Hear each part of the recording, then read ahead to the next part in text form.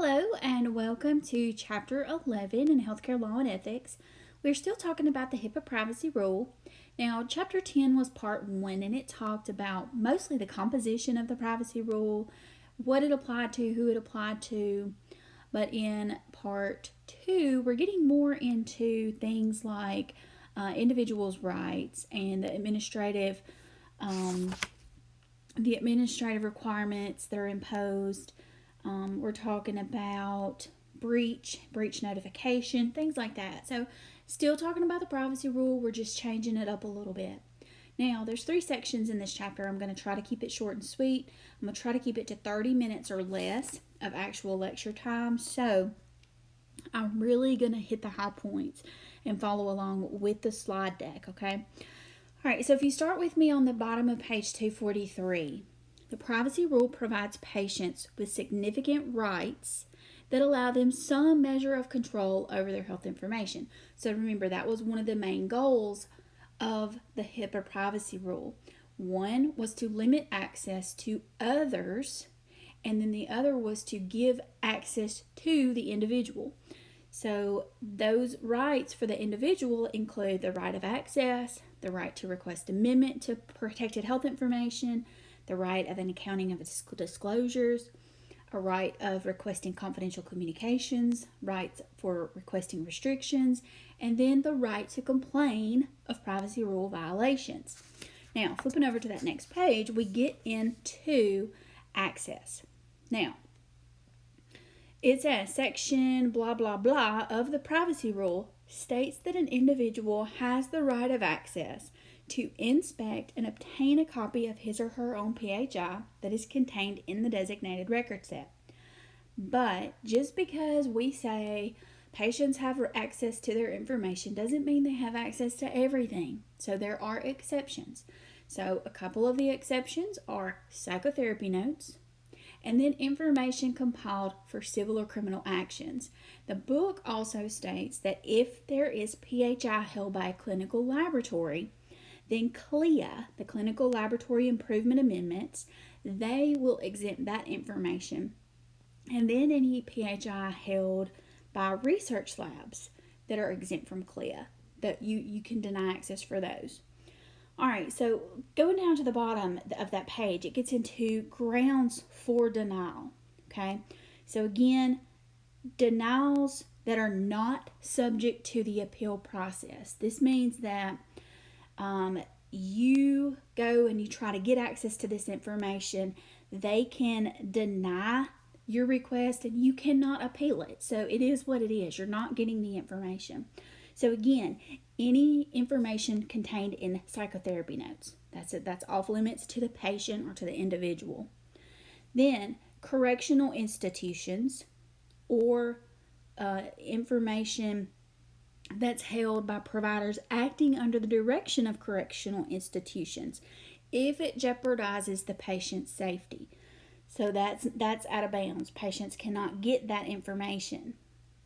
All right, PHI created or obtained as part of the designated record set by a covered healthcare provider in the course of research that includes treatment, and then the individual in the research study agrees to suspend their right. Remember, we talked about that in an earlier chapter. If you participate in a research study, you're basically saying, I'm not going to request my information during this time because it could affect the integrity of that research study. All right, PHI obtained from someone other than a healthcare provider under a promise of confidentiality, and access would be reasonably likely to reveal the source of the information. So you can't share that. And then the last one, PHI contained in records that are subject to the Federal Privacy Act, if the denial of access under the Privacy Act would meet the requirements of that law. So those are how patients are denied information and do not have a chance for an appeal. Now, individuals do have a right to review a denial of access in situations where a licensed healthcare professional determines that the access to the PHI would reasonably likely to endanger the life or physical safety of an individual or another person, could cause substantial harm to another person mentioned in the PHI, or could cause substantial harm to the individual or another person if the individual's personal representative requests access. And it says, according to the privacy rule, when a denial subject to review is made, the covered entity must write the denial in plain language and include a reason. It has to explain that the individual has the right to request a review of the denial and describe how the individual can complain to the covered entity, including the name or title and the phone number of the person or office to contact.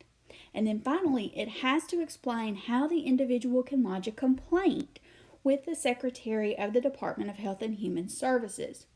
When access to PHI is denied on the grounds mentioned earlier, the individual has the right to have the denial reviewed by a licensed healthcare professional who did not participate in the original denial and who is designated by the covered entity to act as the reviewing official.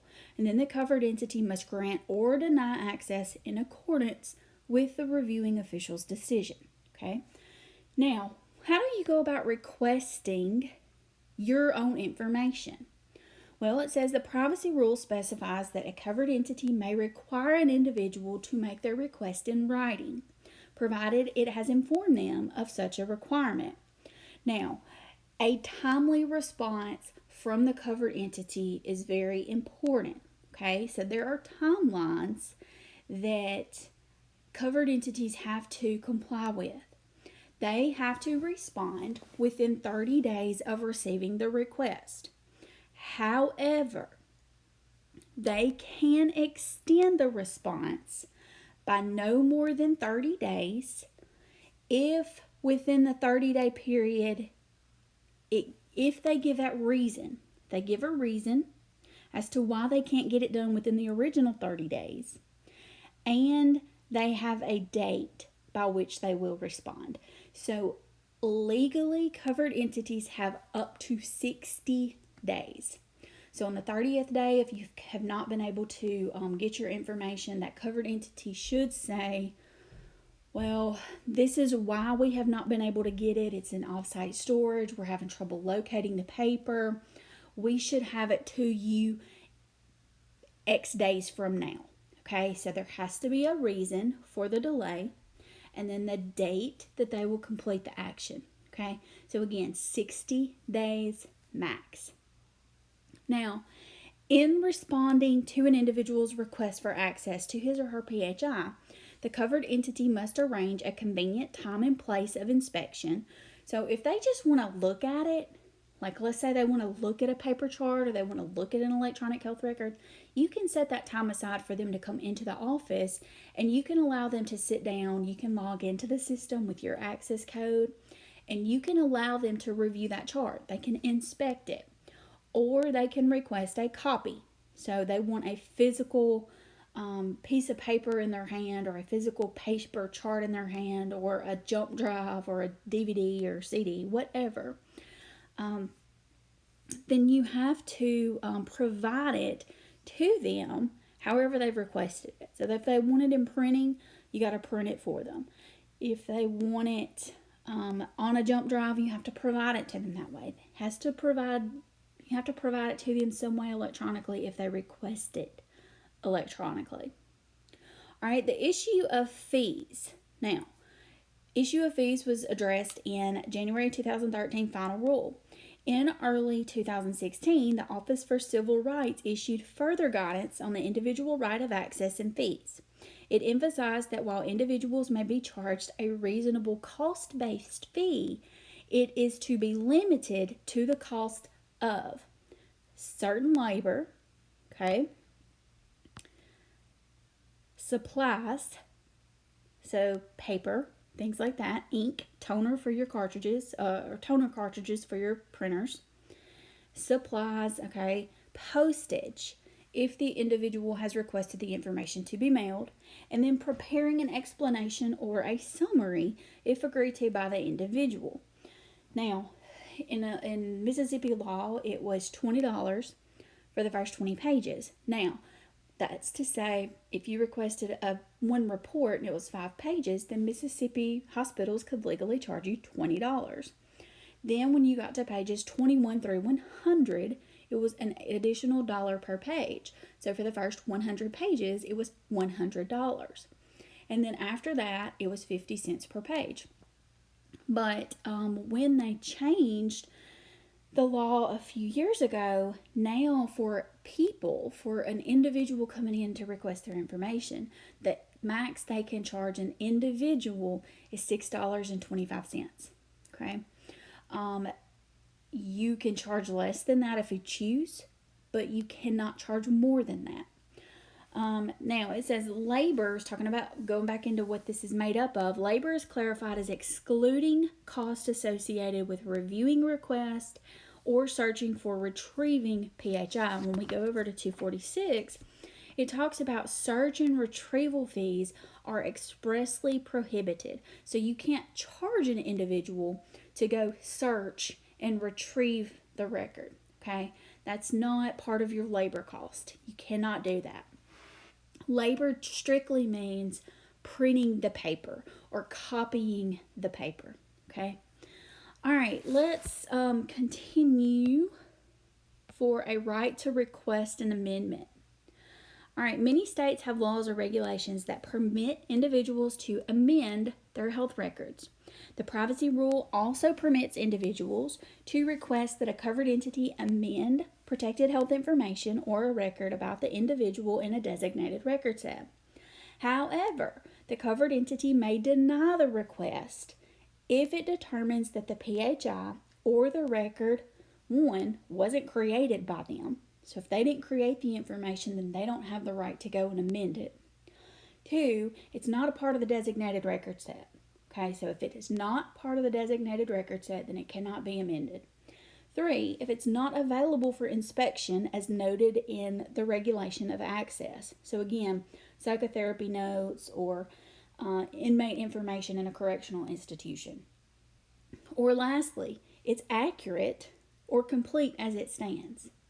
So if it is a diagnosis that the physician made and that physician knows without a doubt that that patient has herpes, well, the patient can't come in and request that information be amended if it is correct as it stands.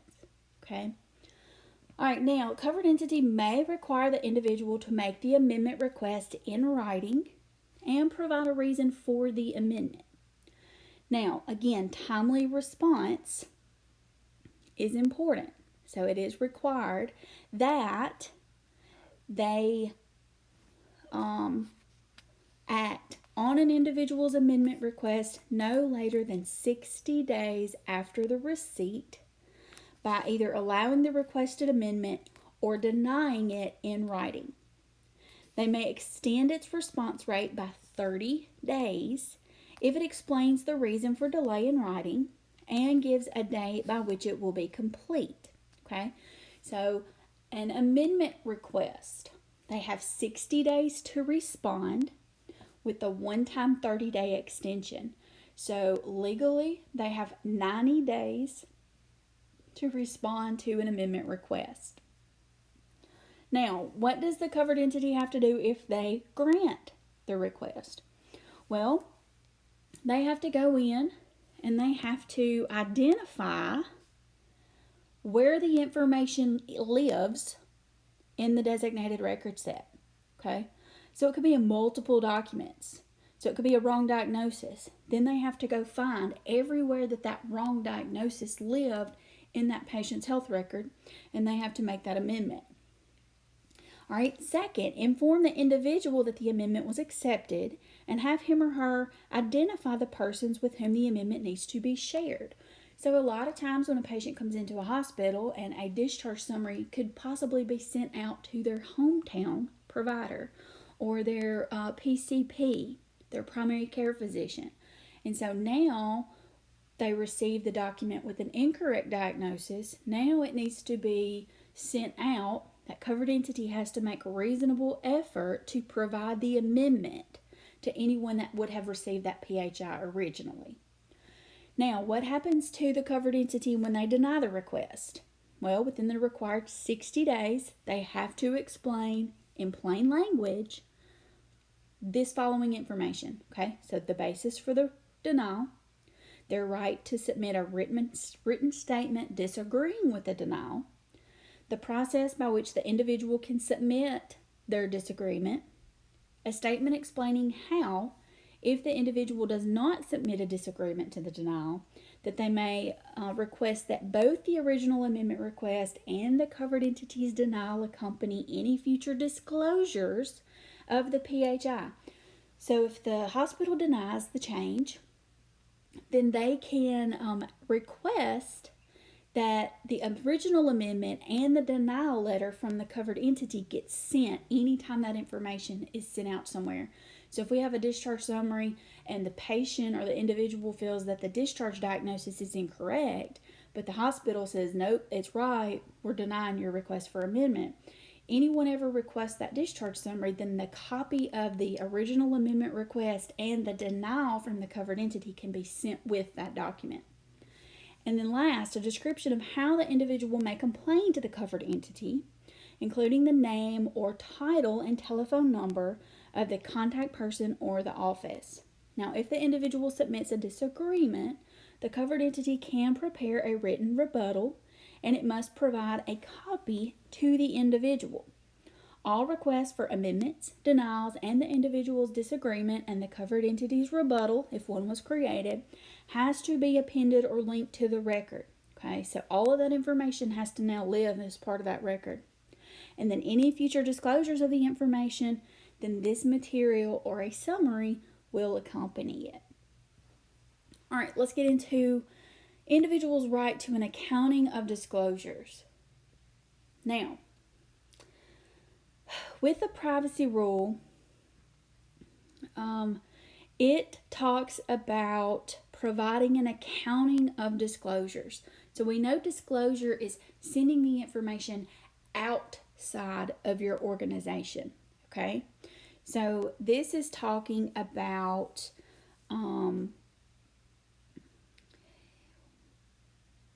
making a list of all of the different places or all of the different companies, anybody that's requested your information for some reason that's outside of the organization, they have to keep up with who they've actually disclosed the information to. And so when you go in and you say, hey, I need an accounting of disclosures for my medical records, then they should be able to tell you where all your information has went, okay? Okay, so first of all, there are exceptions, okay? They're listed, bulleted out at the bottom of 247, okay?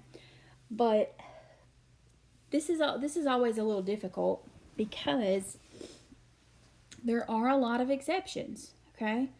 So here we go. Number one, if it is treatment, payment, or healthcare operations, it does not have to be included, okay?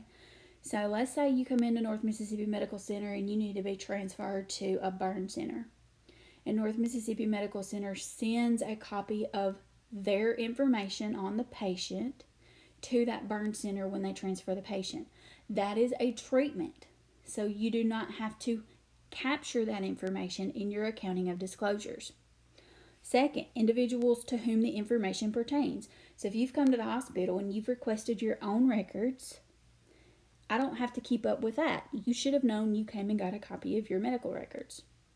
Third, incident to an otherwise permitted or required use or disclosure. Okay, so we talked about permitted disclosures in a previous chapter. All right, pursuant to an authorization. Anytime there's authorization given, guess who's giving the authorization? The individual or their personal representative. So that does not have to be included in accounting of disclosures. Okay, for use of the facility's directory or persons involved in the individual care or for other notification purposes. Next, to meet national security or intelligence requirements. To correctional institutions or law enforcement officials. So if, again, you came in and you were stabbed, or you came in and you were shot, and they have to share that information with law enforcement, that's not part of accounting of disclosures, because again, that's a permitted disclosure. As a part of a limited data set, does not have to be a part of the accounting of disclosure. And then those that occurred before the compliance date for the covered entities, those do not have to be counted. Now, flipping over to 248. The accounting requirement includes disclosures made in writing, electronically, by telephone, or orally. Okay? Now, a significant change to the accounting of disclosures requirement under HITECH is that covered entities that use or maintain an EHR must include TPO disclosures in their accounting of disclosures. However, the rule from May 31st, 2011 proposed rule excludes TPO and uses from the accounting requirement for paper records and EHRs.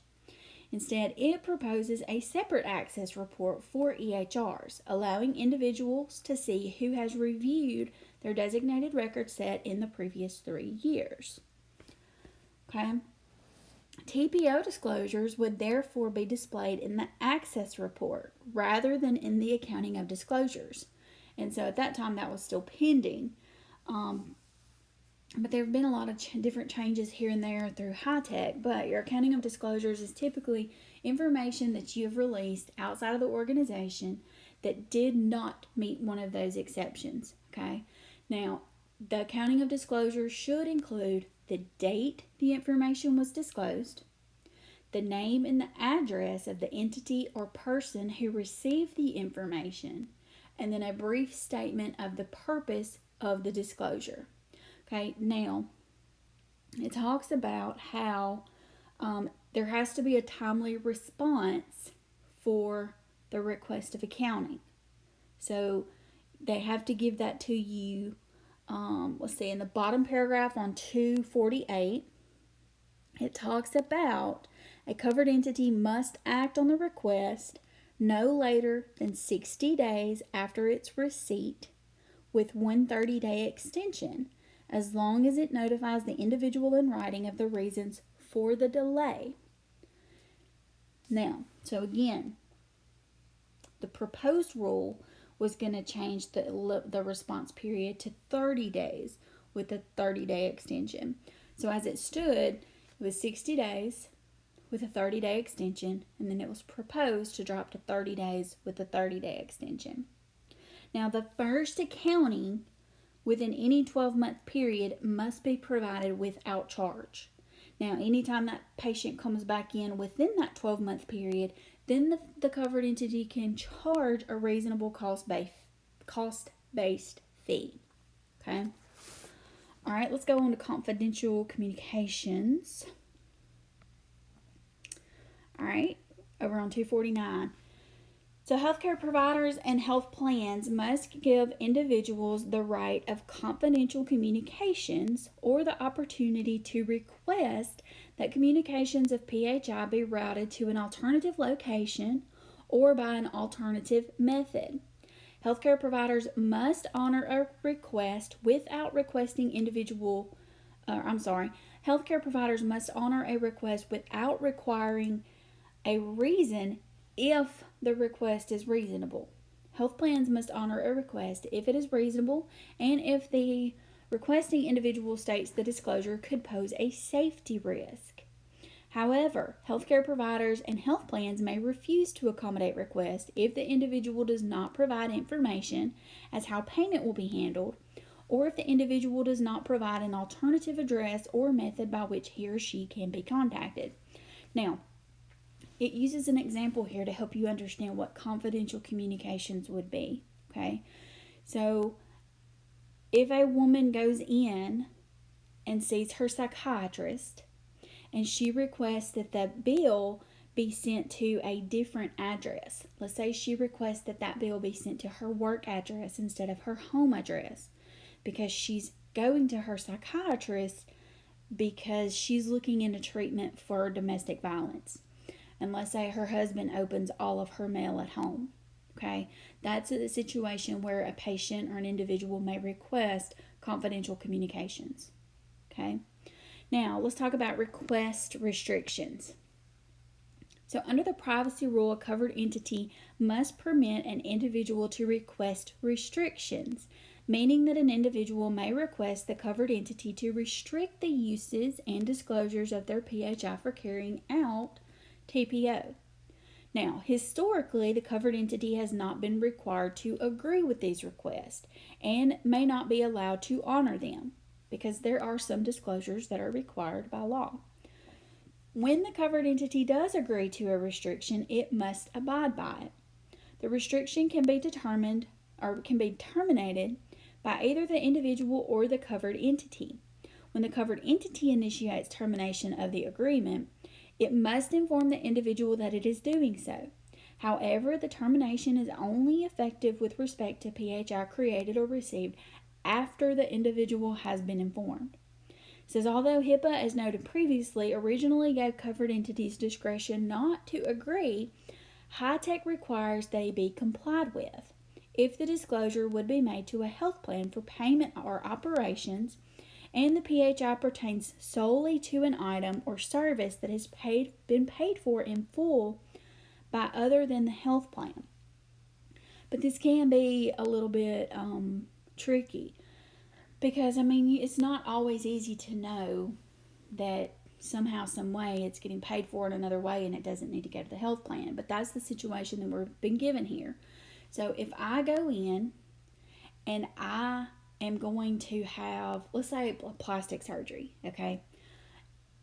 A lot of times, sometimes insurances will pay for some plastic surgery. But if I go in and I say, okay, I'm going to have plastic surgery and I'm going to have a nose job, I'm going to pay for this out of my own pocket. Do not send this to my insurance. Do not file this on my insurance. Then that covered entity has to abide by that, okay? So I'm going to pay for it. If they get their money, then they should not send that to my insurance company, okay? That's what request restrictions mean. I don't want you sending out my PHI to my insurance company about my nose job because I'm paying for it. It's none of their business, okay? So that's what request restrictions means. All right, and then let's get into complaints. We're going to complain about violations.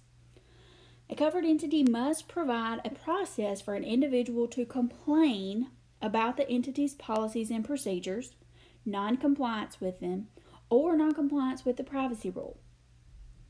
The covered entity's notice of privacy practices must contain contact information at the covered entity level and inform individuals of the ability to submit complaints to the OCR, the Office for Civil Rights.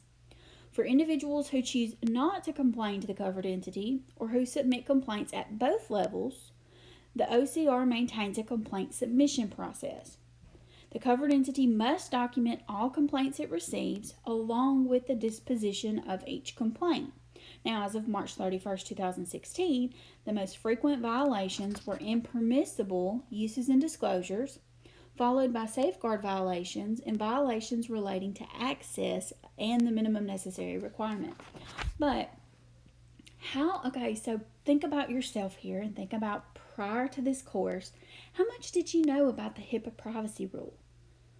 How much did you think about all of the information they're telling you in that notice of privacy practices and whether or not to complain about it? Like the everyday patient that comes in, they don't really think a lot about that information. So even though we don't think about patients wanting to complain because, oh, I saw you share that information and you shouldn't have, or you've done this, or you've violated my rights for the privacy rule. We don't think about that. We don't think about normal patients just knowing that information, but some of them do. And so they have to have a way to complain to the covered entity, to the Office of Civil Rights, and things like that. Okay, so that finishes that chapter. We're right at about that 30-minute mark, so we've got time to go through and look at Check Your Understanding, and then we're going to cut this one off, and we'll pick up with Section 2 in a separate lecture. So let's look at number 1. An individual's request for an amendment must be granted. That is false. Does not have to be granted. It could be true. So no, that is false. 2, an individual has an automatic right of access to his or her psychotherapy notes. That is false. You do not have the right of access to psychotherapy notes. Number 3, a covered entity must always comply with an individual's request for restrictions. Historically, that is true. Historically, that's false. They did not have to comply with the individual's right to request restrictions. High-tech went and kind of made some changes. So historically, no, they have not had to. Number 4, complaints about alleged privacy rule violations must be submitted to the covered entity. And that is false. They can go directly to the Office of Civil Rights. They do not have to complain to the covered entity. So that's not true. Now, 5, disclosures made pursuant to an authorization may be excluded from an accounting of disclosures. That is true. So if there's an authorization required, that was in that bulleted list over on page 247 and in our slide. If it is pursuant to an authorization, it can be excluded from the accounting of disclosures. So again, that was a very high-level view of this first section. So be sure to read through all of that information. Go back through your PowerPoint again. Just be familiar with those different sections and what they all pertain to. And we will pick up with breach and breach notification in the next section. So happy reading and happy studying.